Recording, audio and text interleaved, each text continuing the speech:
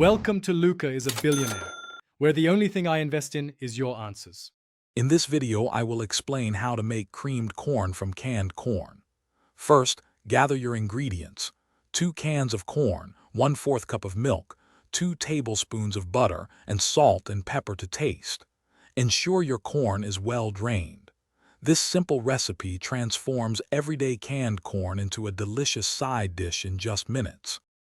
Next, we'll create the creamy base. Melt 2 tablespoons of butter in a medium saucepan over medium heat. Once melted, pour in 1/4 cup of milk. Stir this mixture gently, allowing it to warm through without boiling. This combination forms the rich foundation for your creamed corn, ensuring a smooth and flavorful texture. Now it's time to combine everything. Add your well-drained canned corn to the saucepan with the butter and milk mixture. Stir in 1 tablespoon of flour or cornstarch to help thicken the cream.